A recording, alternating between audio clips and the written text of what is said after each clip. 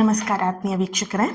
ಇವತ್ತಿನ ರೀಡಿಂಗಲ್ಲಿ ನಿಮ್ಮ ಪರ್ಸನ್ ನಿಮ್ಮನ್ನು ಎಲ್ಲಾದರೂ ಪರೀಕ್ಷೆ ಮಾಡ್ತಾ ಇದ್ದಾರಾ ಅಥವಾ ನಿಜವಾಗ್ಲೂ ನಿಮಗೋಸ್ಕರ ಅವರು ವೇಟ್ ಮಾಡ್ತಾ ಇದ್ದಾರಾ, ಕಾಯ್ತಾ ಇದ್ದಾರಾ ಅನ್ನೋದನ್ನು ಈ ಒಂದು ರೀಡಿಂಗಲ್ಲಿ ತಿಳ್ಕೊಳ್ಳೋಣ. ಇದೊಂದು ಜನರಲ್ ರೀಡಿಂಗ್ ಆಗಿರುತ್ತೆ. ನಿಮಗೆ ರೆಸನೇಟ್ ಆದರೆ ಮಾತ್ರ ರೀಡಿಂಗ್ನ ವಾಚ್ ಮಾಡೋದಕ್ಕೆ ಕಂಟಿನ್ಯೂ ಮಾಡ್ತೀರಾ, ಇಲ್ಲ ಅಂತ ಹೇಳಿದ್ರೆ ನೀವು ಪರ್ಸ್ನಲ್ ರೀಡಿಂಗ್ನ ಬುಕ್ ಮಾಡ್ಕೊಳ್ಬಹುದು.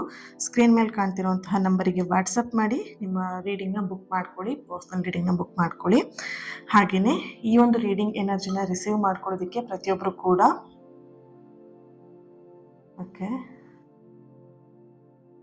ಥ್ಯಾಂಕ್ ಯು ಗಾಡ್ ಅಂತ ಹೇಳಿಬಿಟ್ಟು ರೆಡ್ ಹಾರ್ಟ್ ಮಾರ್ಕ್ ಹಾಕಿ ಎನರ್ಜಿನ ರಿಸೀವ್ ಮಾಡ್ಕೊಳ್ಳಿ. ಥ್ಯಾಂಕ್ ಯು ಗಾಡ್ ಅಂತ ಹೇಳಿ ರೆಡ್ ಹಾರ್ಟ್ ಮಾರ್ಕ್ ಹಾಕಿ ಎನರ್ಜಿನ ರಿಸೀವ್ ಮಾಡ್ಕೊಳ್ತೀರಾ. ಓಕೆ.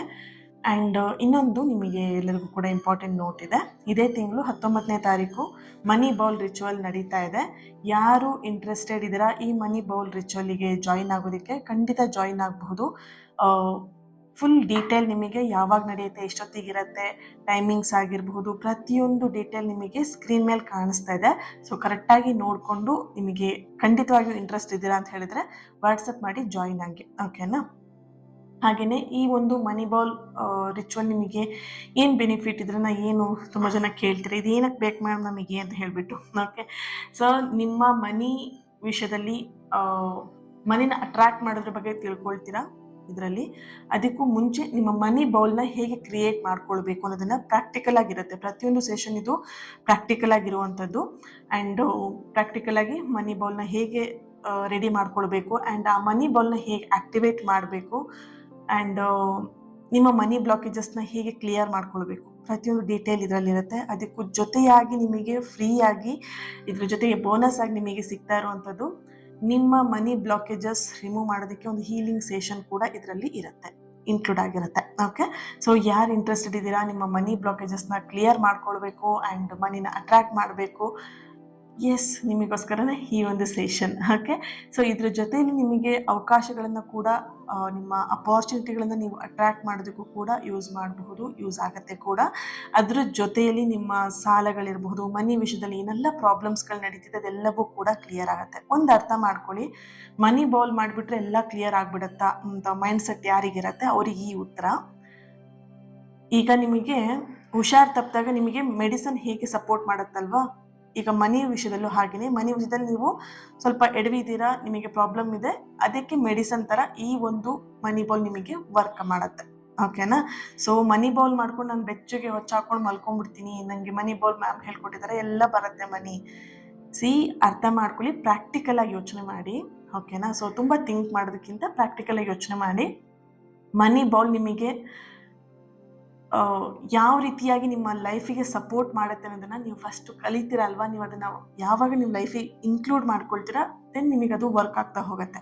ಸೊ ಸುಮ್ಮನೆ ಬಾಯಿ ಮಾತಲ್ಲಿ ಹೇಳಿ ಮ್ಯಾಮ್ ನಮಗೆ ಇದು ಹೆಂಗೆ ವರ್ಕ್ ಆಗುತ್ತೆ ಅಂತ ಬಾಯಿ ಮಾತಲ್ಲಿ ಹೇಳಿ ಮ್ಯಾಮ್ ಇದನ್ನು ಎಕ್ಸ್ಪ್ಲೈನ್ ಮಾಡಿ ಮ್ಯಾಮ್ ಅಂತ ಹೇಳಿದ್ರೆ ಸಾಧ್ಯ ಇಲ್ಲ. ಒಂದು ಸ್ವೀಟಿನ ಒಂದು ಸಿಹಿ ನಿಮಗೆ ಗೊತ್ತಾಗಬೇಕಂದ್ರೆ ನೀವು ತಿಂದ್ಬಿಟ್ಟು ನಿಮಗೆ ಗೊತ್ತಾಗಬೇಕಾಗತ್ತೆ ಅಲ್ವಾ. ಸೊ ಅದನ್ನ ನನಗೆ ಹೇಳಿ ಮ್ಯಾಮ್ ಅಂತ ಹೇಳಿದ್ರೆ ಚೆನ್ನಾಗಿದೆ, ಸ್ವೀಟ್ ಆಗಿದೆ, ಒಂಥರ ಟೇಸ್ಟ್ ಚೆನ್ನಾಗಿದೆ ಅಂತ ಹೇಳ್ತೀನಿ ಅಷ್ಟೇ ಅಲ್ವಾ. ಸೊ ಎಕ್ಸ್ಪೀರಿಯನ್ಸ್ ಯಾರು ಮಾಡಬೇಕು, ನೀವೇ ಮಾಡಬೇಕು, ರೈಟ್. ಸೊ ಎಸ್, ಈ ಒಂದು ಮನಿ ಬೌಲ್ ಬಗ್ಗೆ ಡೀಟೇಲ್ ಆಗಿ ಈ ವಿಡಿಯೋದಲ್ಲಿ ಹೇಳಿದ್ದೀನಿ ನಾನು. ಯಾರು ಇಂಟ್ರೆಸ್ಟೆಡ್ ಇದ್ದೀರಾ, ನಿಮ್ಮ ಮನಿನ ಅಟ್ರಾಕ್ಟ್ ಮಾಡಬೇಕು ಆ್ಯಂಡ್ ನಿಮ್ಮ ಅಪಾರ್ಚುನಿಟಿನ ಅಟ್ರಾಕ್ಟ್ ಮಾಡಬೇಕು, ನಿಮ್ಮ ಮನಿ ಬ್ಲಾಕೇಜಸ್ನ ಕ್ಲಿಯರ್ ಮಾಡ್ಕೊಳ್ಬೇಕಂದ್ರೆ ಈ ಒಂದು ಸೆಷನ್ ನಿಮಗೋಸ್ಕರ ಆಗಿರುತ್ತೆ, ಜಾಯಿನ್ ಆಗಬಹುದು. ಕಂಪ್ಲೀಟ್ಲಿ ಇದು ಡೀಟೇಲ್ ಎಲ್ಲದು ಕೂಡ ನಿಮಗೆ ಸ್ಕ್ರೀನ್ ಮೇಲೆ ಕಾಣುತ್ತೆ, ಚೆಕ್ ಮಾಡಿ ಬುಕ್ ಮಾಡ್ಕೊಳ್ಳಿ, ಬೇಗ ಬುಕ್ ಮಾಡ್ಕೊಳ್ಳಿ. ಯಾಕಂತ ಹೇಳಿದ್ರೆ ಕೆಲವೊಬ್ರು ಲಾಸ್ಟ್ ಮೂಮೆಂಟ್ವರೆಗೆ ವೆಯ್ಟ್ ಮಾಡ್ತಾರೆ, ಲಾಸ್ಟಲ್ಲಿ ಬಂದುಬಿಟ್ಟು ಮ್ಯಾಮ್ ನಾನು ಜಾಯ್ನ್ ಆಗ್ತೀನಿ ಅಂತ ಹೇಳ್ತಾರೆ. ಸೊ ಇದಕ್ಕೆ ಒಂದಷ್ಟು ಪ್ರಿಪ್ರೇಷನ್ ಇರುತ್ತೆ. ಸೊ ಹಾಗಾಗಿ ನೀವು ಲಾಸ್ಟಲ್ಲಿ ಬಂದು ನನಗೆ ನಾನು ಜಾಯ್ನ್ ಆಗ್ತೀನಿ ಅಂತ ಖಂಡಿತ ನಿಮಗೆ ಅವಕಾಶ ಕೊಡೋಕ್ಕಾಗೋದಿಲ್ಲ. ಸೊ ಆಮೇಲೆ ಅರ್ಧಂಬರ್ಧ ನೀವು ಕಲಿತೀರಾ, ಅರ್ಧಂಬರ್ಧ ನಾನು ಹೇಳ್ಕೊಟ್ಟಂಗೆ ಆಗುತ್ತೆ. ಸೊ ನೋ, ನಿಮಗೆ ಇಂಟ್ರೆಸ್ಟ್ ಇದೆ, ನೀವು ಜಾಯ್ನ್ ಆಗಲೇಬೇಕಂದ್ರೆ ಬೇಗ ಜಾಯ್ನ್ ಆಗಿ. ಓಕೆ. ಎಸ್, ರೀಡಿಂಗ್ ಸ್ಟಾರ್ಟ್ ಮಾಡೋಣ. ಈಗ ಯೂನಿವರ್ಸಿಗೆ ಒಂದು ಥ್ಯಾಂಕ್ ಯುನ ಹೇಳಿ, ಕಣ್ಮುಚ್ಚಿ 3 ಸಲ ಮನಸ್ಸಿಂದ ಥ್ಯಾಂಕ್ ಯುನ ಹೇಳಿ.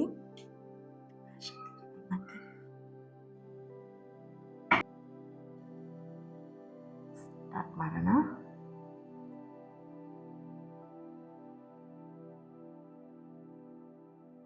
ಓಕೆ. ನಿಮ್ಮ ಮನಸ್ಸಲ್ಲಿ ಒಂದು ಪ್ರಶ್ನೆ ತುಂಬ ದಿನದಿಂದ ಓಡಾಡ್ತಾ ಇರುವಂತಹ ಒಂದು ಎನರ್ಜಿ ಇದೆ. ಆದರೆ ಈ ರೀಡಿಂಗಲ್ಲಿ ನಿಮಗೆ ಆ ಪ್ರಶ್ನೆಗೆ ಸಿಗ್ತಿರುವಂತಹ ಉತ್ತರ ಏನು ಅಂತ ಹೇಳಿದ್ರೆ,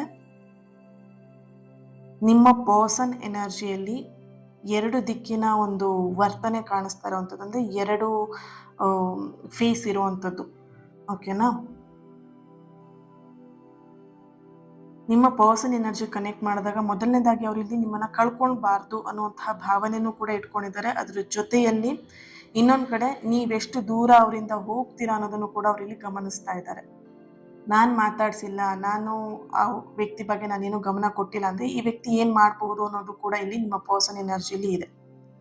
ಎಷ್ಟು ದಿನ ನನ್ನನ್ನು ಬಿಟ್ಟು ಇರಬಹುದು, ಎಷ್ಟು ದಿನ ನನ್ನ ಜೊತೆ ಮಾತಾಡದೇ ಇರಬಹುದು, ಅಥವಾ ಎಷ್ಟು ನನ್ನಿಂದ ದೂರ ಹೋಗೋದಕ್ಕೆ ಸಾಧ್ಯ ಇವರು ಅನ್ನೋದನ್ನು ಇಲ್ಲಿ ನಿಮ್ಮ ಪರ್ಸನ್ ಗಮನಿಸ್ತಾ ಇರುವಂತಹ ಒಂದು ಎನರ್ಜಿ ಇದೆ ಇಲ್ಲಿ. ಇಲ್ಲಿ ಮೊದಲನೇದಾಗಿ ಬರ್ತಿರುವಂತಹ ಎನರ್ಜಿ ನೀವಿಬ್ಬರು ಕೂಡ ಅಂದರೆ ನಿಮ್ಮಿಬ್ಬರ ನಡುವೆ ಮಾತುಕತೆಗಳನ್ನೋದು ಕಡಿಮೆ ಆಗ್ತಾ ಹೋಗಿದೆ. ಒಂದು ಹಂತ ಅಂದರೆ ಕಂಪ್ಲೀಟ್ ಕೆಲವೊಬ್ಬರಿಗೆ ಮೌನ ಅನ್ನೋಂಥದ್ದು, ಕಂಪ್ಲೀಟ್ ನೋ ಕಾಂಟ್ಯಾಕ್ಟ್ ಸಿಚುವೇಶನ್ಗೆ ಬಂದಿದ್ದೀರಾ. ಕೆಲವೊಬ್ಬರು ಎನರ್ಜಿಲಿ ಕಾಂಟ್ಯಾಕ್ಟಲ್ಲಿ ಇದ್ದೀರಾ, ಬಟ್ ಮುಂಚೆ ಇದ್ದ ಹಾಗೆ ಒಂದಷ್ಟು ಬಾಂಡಿಂಗ್ ಅಥವಾ ಒಂದು ಪ್ರೀತಿ ಮಾತುಕತೆ ಇನ್ನೂ ನಡೀತಾ ಇಲ್ಲ. ಮಾತಾಡಿದಾಗೆಲ್ಲ ಜಗಳನೆ ಮಾಡ್ಕೊಳ್ತಿದ್ದೀರಾ, ಮಾತಾಡಿದಾಗೆಲ್ಲ ಹಳೆ ವಿಷಯನೇ ತೊಗೊಂಡು ಅದೇ ವಿಷಯನೇ ಇಟ್ಕೊಂಡು ಎಳೆದಾಡ್ಕೊಂಡು ಒಂದು ಅರ್ಧ ಗಂಟೆ 1 ಗಂಟೆ ಜಗಳ ಮಾಡ್ಕೊಂಡು ಫೋನ್ ಇಡೋದು, ಅಂದರೆ ಕಾಲ್ ಕಟ್ ಮಾಡೋದು. ಸೊ ಈ ಥರದ ಕೆಲಸಗಳು ನಡೀತಾ ಇದೆ ಇಲ್ಲಿ. ಮೊದಲಿನ ಥರನೇ ನೀವು ಇಲ್ಲಿ ಮಾತಾಡ್ತಾ ಇಲ್ಲ. ಕಂಪ್ಲೀಟ್ ಎನರ್ಜಿ ಇಲ್ಲಿ ಬರ್ತಿರುವಂಥದ್ದು. ಪ್ರತಿದಿನ ಮಾತಾಡೋದಾಗಿರಲಿ, ಅಥವಾ ಮೆಸೇಜ್ ಬಂದ ತಕ್ಷಣ ಆನ್ಸರ್ ಮಾಡೋದಾಗಿರಲಿ, ಅಥವಾ ಕಾಲ್ ಬಂದ ತಕ್ಷಣ ರಿಸೀವ್ ಮಾಡಿ ಮಾತಾಡೋಂಥದ್ದಾಗಿರಲಿ, ಇದೆಲ್ಲ ಕಂಪ್ಲೀಟ್ ಕಡಿಮೆ ಆಗಿದೆ. ಪ್ರತಿದಿನ ಮಾತಾಡ್ತಿದ್ದಂತಹ ವ್ಯಕ್ತಿ ಈಗ ನೀವು ವಾರಕ್ಕೊಂದ್ಸಲ ಮಾತಾಡ್ತಾ ಇದ್ದೀರಾ. ಟೈಮ್ ಸಿಗ್ತಾ ಒಂದು 5 ಮಿನಿಟ್ಸ್ ನೀವಿಬ್ರು ಮಾತಾಡೋದು ತುಂಬ ರೇರ್ ಅಂತ ಬರ್ತಾ ಇದೆ ಎನರ್ಜಿ ಇಲ್ಲಿ. ಸಣ್ಣ ವಿಷಯನ ನೀವಿಬ್ರು ಶೇರ್ ಮಾಡ್ಕೊಳ್ತಿದ್ದಂತಹ ಒಂದು ದಿನದಲ್ಲಿ, ಈಗಿನ ದಿನದಲ್ಲಿ ನೀವು ಒಂದು ಸಣ್ಣ ವಿಷಯ ಅಲ್ಲ, ಯಾವ ವಿಷಯನೂ ಹೇಳ್ಕೊಳ್ಳೋದಕ್ಕೂ ಇಲ್ಲಿ ನಿಮ್ಮ ಮನಸ್ಸು ಒಪ್ತಾ ಇಲ್ಲ, ಅವ್ರ ಮನಸ್ಸು ಕೂಡ ಒಪ್ತಾ ಇಲ್ಲ.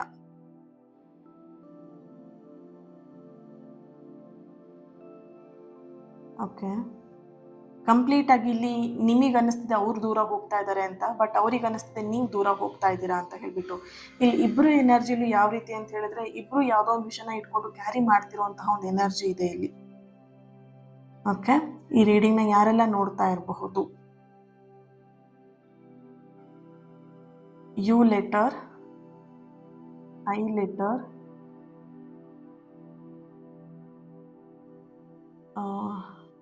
C letter, D letter, J letter, N letter, A letter, B, P, S, T,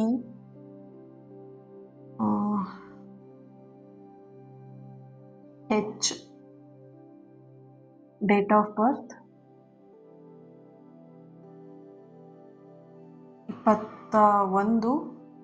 21/19/2 31/6 13/16/6. Okay, 1, 10, 11, 24,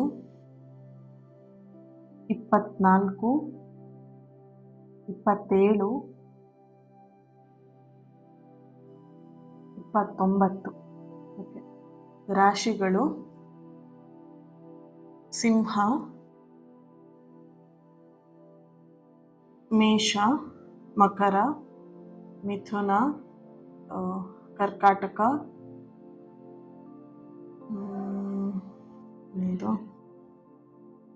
ಧನಸ್ಸು, ವೃಷಭ, ವೃಶ್ಚಿಕ.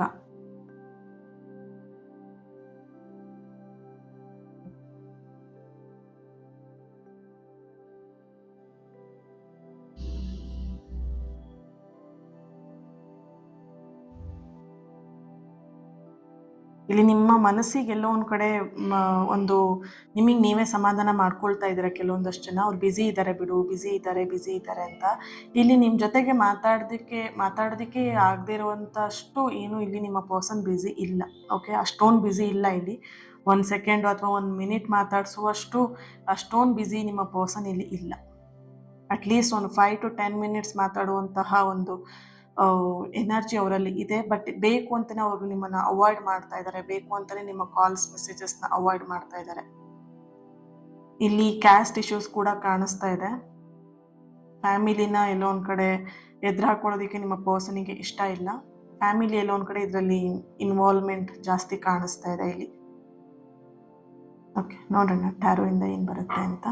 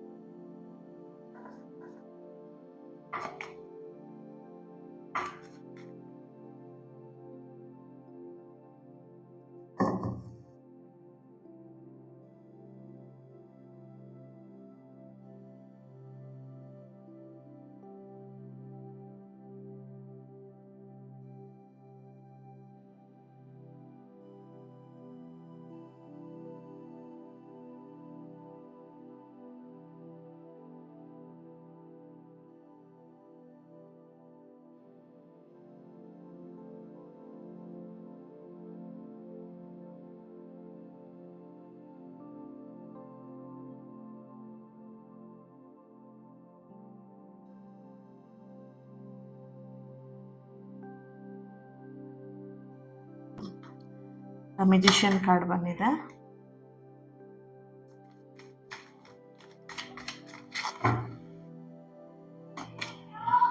Three of Cups,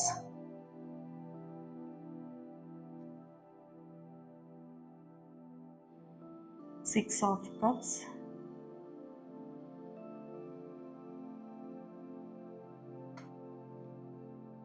the Hierophant,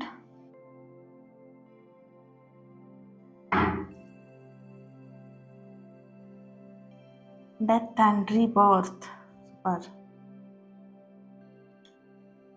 Page of Wands. Bottom of the card, Page of Swords ಬರ್ತಾ ಇದೆ.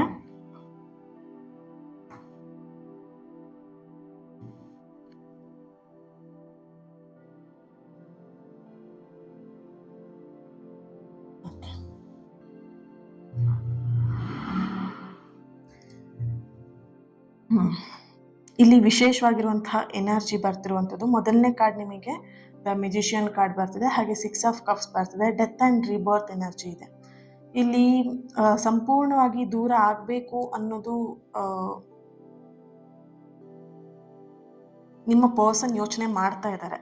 ಸಂಪೂರ್ಣವಾಗಿ ನಾನು ಇವರಿಂದ ದೂರ ಆಗಬೇಕು ಅಂತ ಹೇಳಿ ನಿಮ್ಮ ಹತ್ರ ಅವರು ಕೂಡ ಹೇಳಿರಬಹುದು, ಇದರಿಂದ ನಾನು ದೂರ ಆಗ್ತೀನಿ, ನಿಮ್ಮ ಜೊತೆ ನನಗೆ ಇರೋದಕ್ಕೆ ಇಷ್ಟ ಇಲ್ಲ, ಅಥವಾ ಈ ಪ್ರೀತಿ ನಂಗೆ ಕಂಟಿನ್ಯೂ ಮಾಡೋಕ್ಕೆ ಇಷ್ಟ ಇಲ್ಲ.